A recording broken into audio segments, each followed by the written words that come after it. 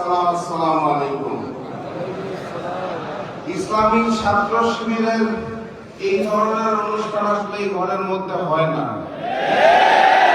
আমি ওই গেটটা দিয়ে ঢুকতে ঢুকতে দেখছিলাম অন্যান্য ঘরগুলাতেও বাইরে অসংখ্য মানুষ, যাদের মনের আকুতি আমরা আজকে একসাথে বসবো। অনেকের সেই মন খারাপ চেহারাটা আমি দেখতে দেখতে আসার সময় দেখছিলাম।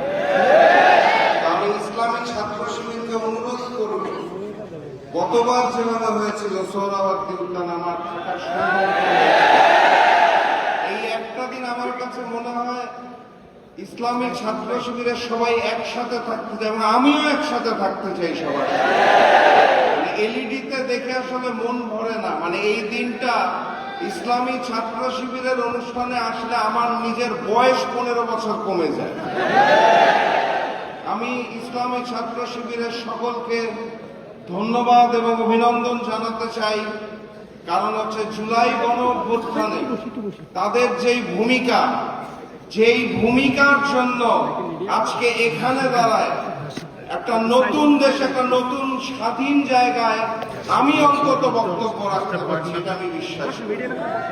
এবং বাংলাদেশের মানুষ বিশ্বাস করুক আর নাই করুক, মানুক আর নাই মানুক, ইতিহাসে লিপিবদ্ধ করুক অথবা নাই করুক, ইহাই সত্য।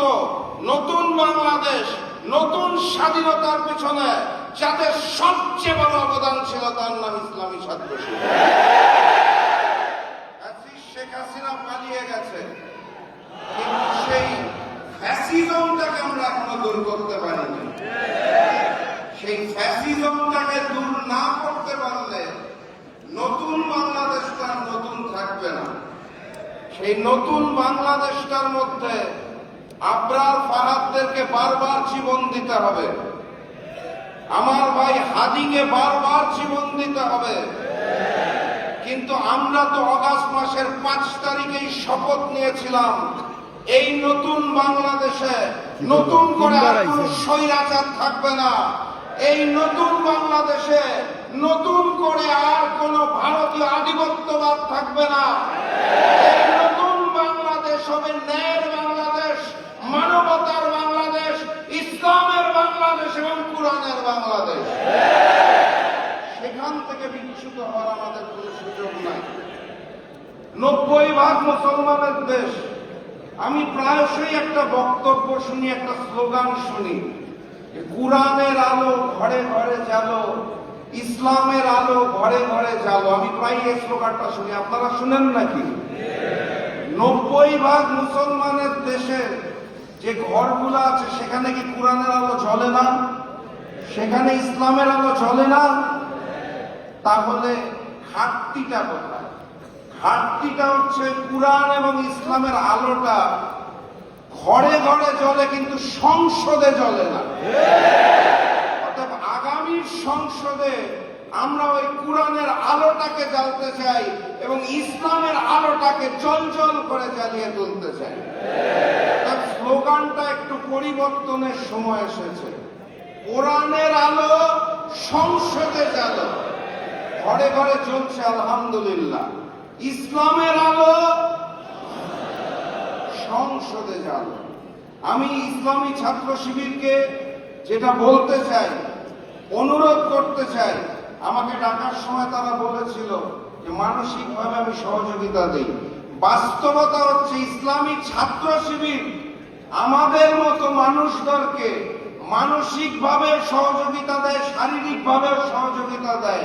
কারণ তারাই হচ্ছে শহীদি কাফেলা, তারাই হচ্ছে ভ্যানগার্ড, যারা যুগে যুগে বারবার শহীদ হয়ে বিপদের সময় বাংলাদেশকে রক্ষা করেছে এবং আগামীর বাংলাদেশ গড়ার ক্ষেত্রে এই ইসলামিক ছাত্র শিবিরে নীতিবান এবং আদর্শকে বুকে ধারণ করে নতুন বাংলাদেশ গড়ে তুলবে, এটা আমি বিশ্বাস করি আমার জায়গায়।